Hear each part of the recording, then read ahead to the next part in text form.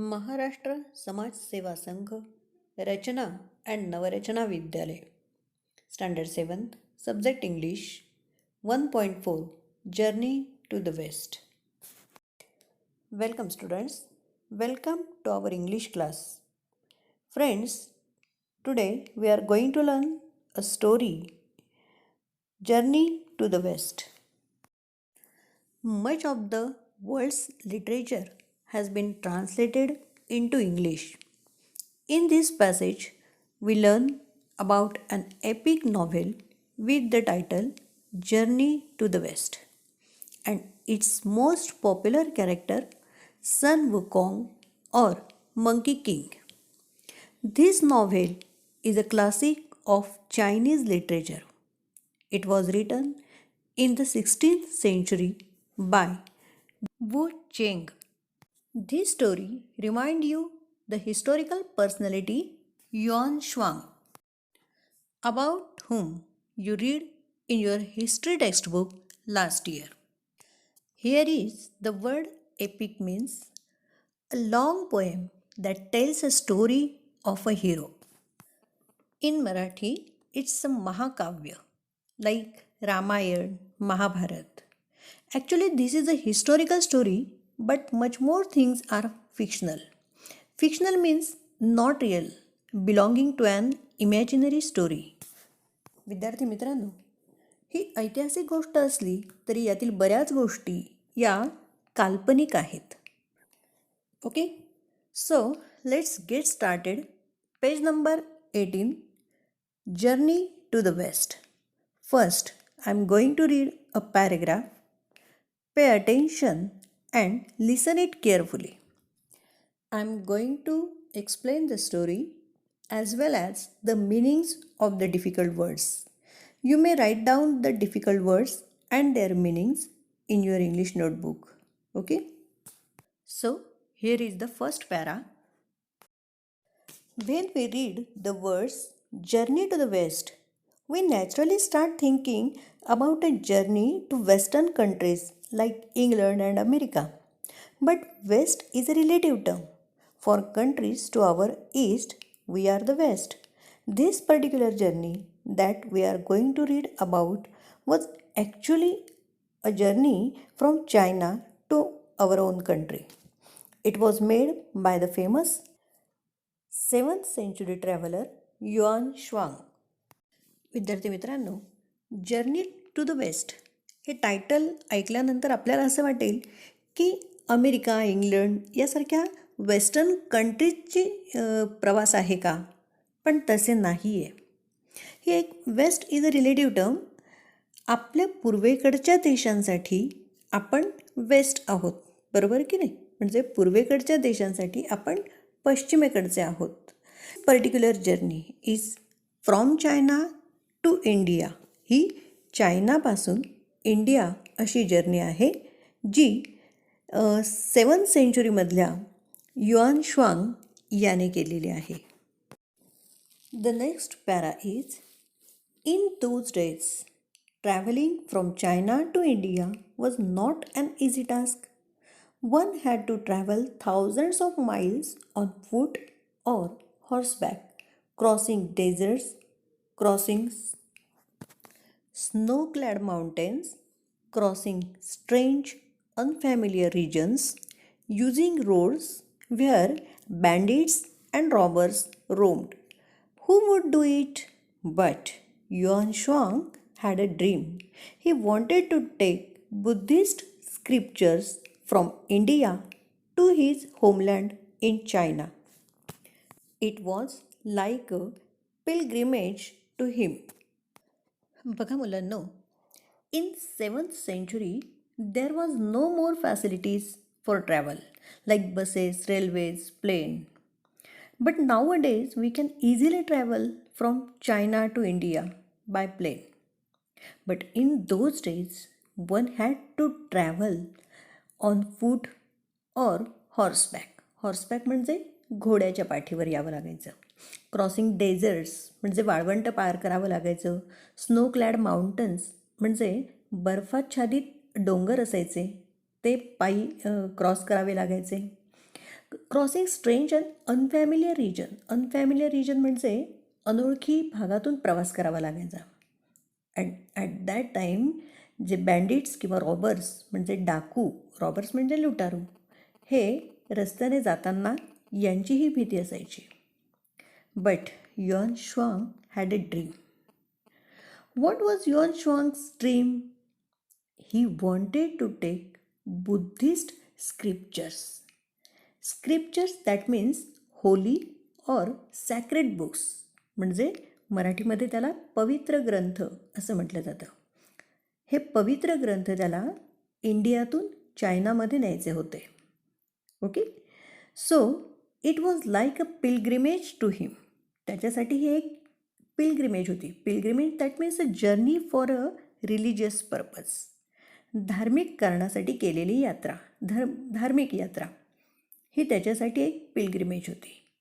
Okay, so Yuan Chwang undertook the long and difficult journey only for his dream that he wanted Buddhist scriptures from India to China.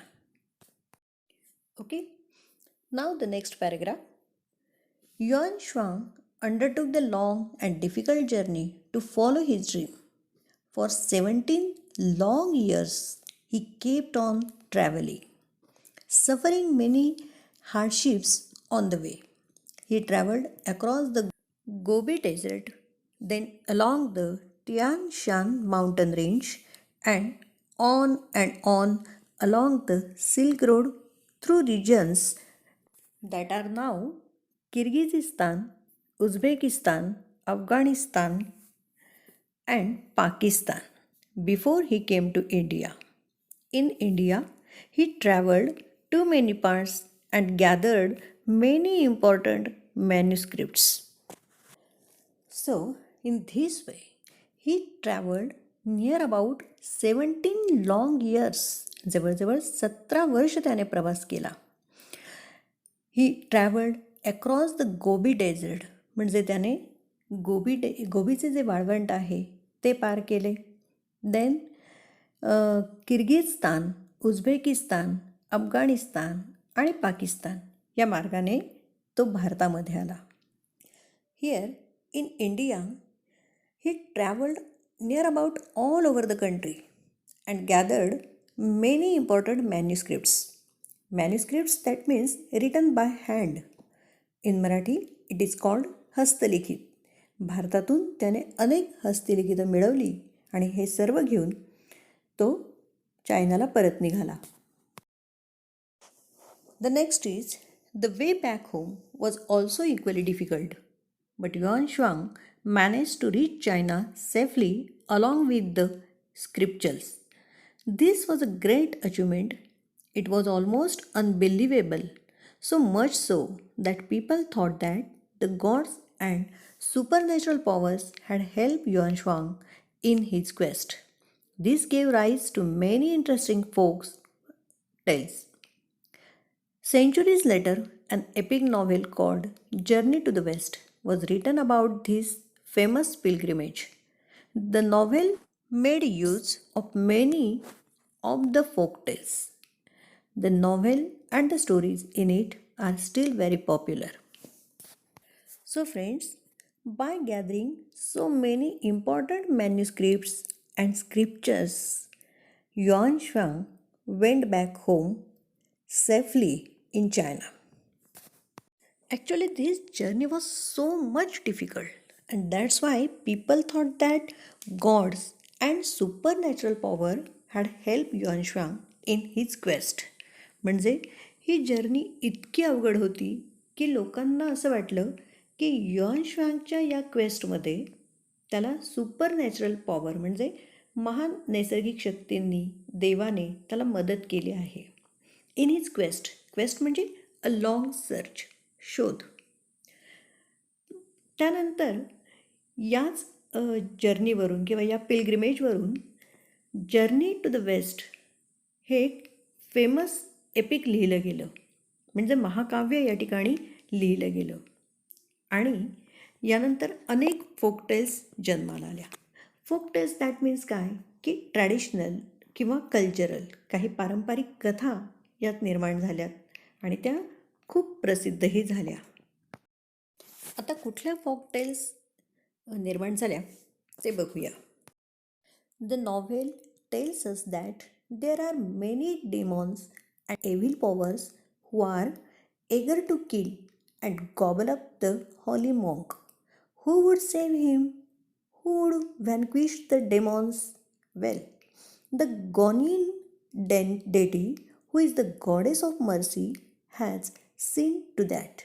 She has assigned this task to three special people: Sun Wukong or the Monkey King, Zhu Baji or Pixie, and Sha Wijing or Sand Priest.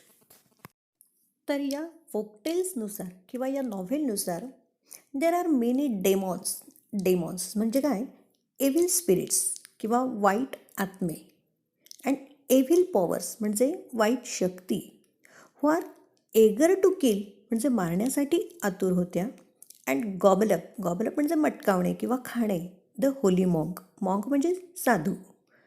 म्हणजे yuan श्वांग या पवित्र साधूला मारण्यासाठी अनेक वाईट शक्ती या तयार होत्या.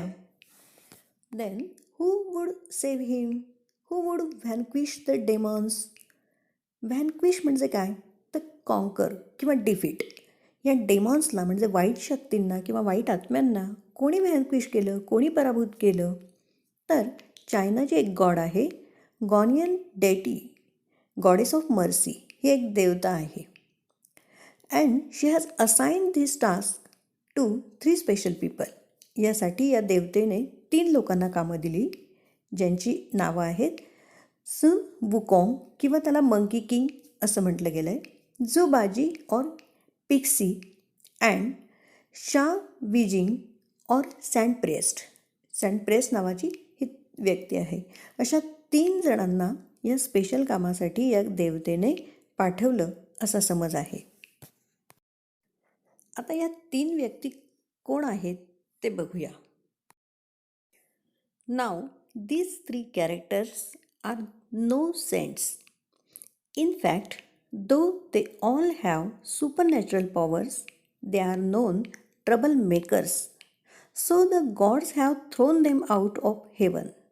However, the kind deity Gonian has offered each of them one more chance. If you help the holy monk in his pilgrimage to India, if you use your powers for this good work, then you may return to heaven. That is why the 3 characters have agreed to be Yuan Shuang's disciples and to help Yuan Shuang in his difficult journey. And sure enough, they have many thrilling, exciting, and sometimes humorous adventures on the way to the Holy Land, India. तर मुलांनो, हे जे 3 characters होते हे कोणी संत वगैरे नव्हते, तर ते सुपर नॅचरल पॉवर असणारे ट्रबल मेकर्स होते. ट्रबल मेकर्स म्हणजे त्रासदायी ठरणारे, त्रास देणारे, आणि म्हणून देवाने त्यांना स्वर्गाबाहेर फेकून दिलं असं म्हटलं जातं. त्यानंतर त्यांची जी गॉडेस आहे, डेटी गॉनियन, जी देवता आहे, या देवतेने त्यांना एक चान्स किंवा संधी देण्याचं ठरवलं आणि तिने सांगितलं की होली मॉन्क म्हणजे या युआन श्वांगची जी काही पिलग्रिमेज आहे, धार्मिक यात्रा आहे, त्यात जर तुम्ही तुमची सुपर नॅचरल पॉवर वापरली तर तुम्हाला मी पुन्हा स्वर्गामध्ये घेईन. आणि so these 3 characters have agreed to be Yuan Chwang's disciples म्हणजे त्यांचे शिष्य बनण्यासाठी किंवा त्या युआन श्वांगला या कामामध्ये मदत करण्यासाठी तयार झालेत. Now look at the next paragraph attentively. The most powerful among the 3 disciples is Sun Wukong. Everything about him is extraordinary. He was born when winds blew over a huge stone egg on the flower fruit mountain. He is able to transform himself in 72 different ways. Not only that, but he can also transform each of his hair strands into any living or non living thing of his choice. His As You Wish gold banded cudgel is also magical. It can grow as big as a pillar supporting the sky, but at other times it becomes as tiny as a needle. मुलांनो, यातील सुन वोकॉंग हा सर्वात powerful किंवा शक्तिशाली असा शिष्य होता आणि तो स्वतःला 72 प्रकारे ट्रान्सफॉर्म करू शकत होता, म्हणजे स्वतःमध्ये बदल घडवू शकत होता. म्हणजे स्वतःला तो 72 प्रकारे जिवंत किंवा निर्जीव अशा रूपात रूपांतरित करू शकत होता. ही ॲज अ मॅजिक स्टिक, म्हणजे त्याच्याकडे एक शॉर्ट थिक स्टिक होती, ज्याला कजल असं म्हटलं जातं, जी मॅजिकल होती. ती वेळ आली तर आकाशाला सपोर्ट करण्याइतकी मोठी होऊ शकत होती किंवा सुई इतकी छोटी देखील होऊ शकत होती. Now see the another characteristic of Sun Wukong. आपण त्यांच्या आणखी काही गमती बघूया. Then the Monkey King just tucks it away behind his ear. Sun Wukong can travel thousands of kilometers in just one somersault. He can walk through fire, travel underwater, and fly to any place at will. His body is as hard as a diamond, so no one and nothing can injure him. His golden gaze fiery eyes have X-ray vision. No one can deceive him. मित्रांनो, हा सुन वोकांग तो स्वतःला त्याच्या कानामागे Tux करू शकत होता किंवा फोल्ड करू शकत होता किंवा टर्न करू शकत होता.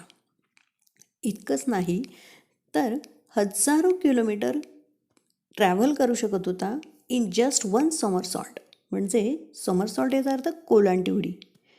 कोलांटी उडी खाऊन तो हजारो किलोमीटर जाऊ शकत होता एका उडीत. He can walk through fire, तो आगीतून जाऊ शकत होता. ट्रॅव्हल अंडर वॉटर, पाण्यामधून जाऊ शकत होता.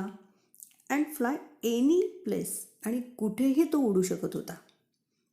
त्याची जी बॉडी होती ही डायमंड इतकी हार्ड होती, त्यामुळे त्याला कधीच कुठेही जखम होऊ शकत नव्हती.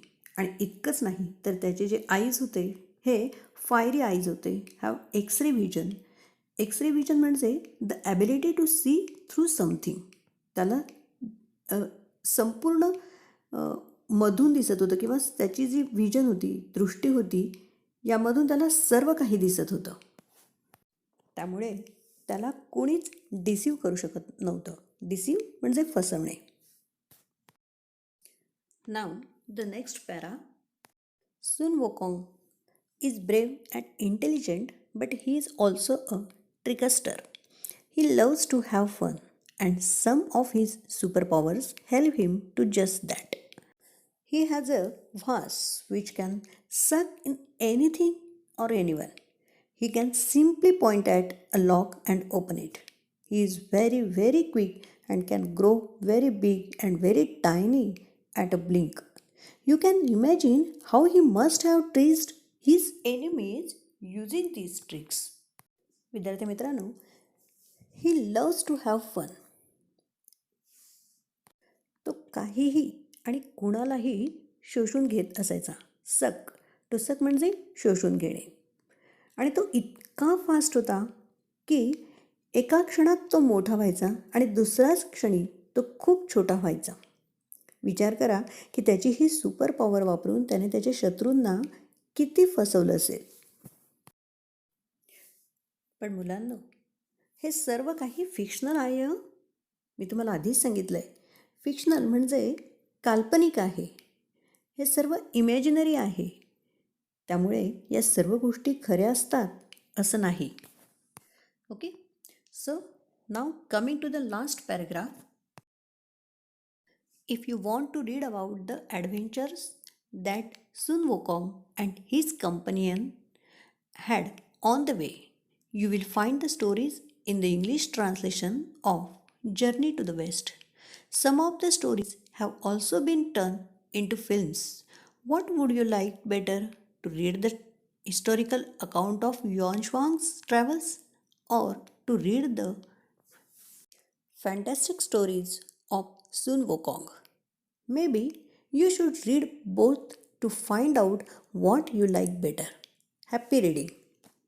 मुलांनो, तुम्हाला या सून वोकॉंग आणि कंपनीच्या सगळ्या साहसाच्या किंवा ॲडव्हेंचर्सच्या स्टोरीज जर ऐकायच्या असतील किंवा वाचायच्या असतील तर तुम्ही English translation Journey to the West हे वाचू शकता.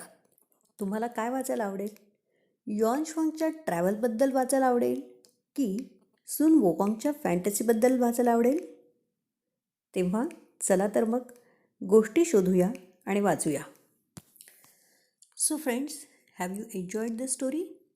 What did you exactly enjoy about Yuan Shuang or about Sun Wukong? Okay friends, now watch this video again and again till you understand better. And write down the difficult words and their meanings in your English notebook. Okay? In the next video, we will solve all the activities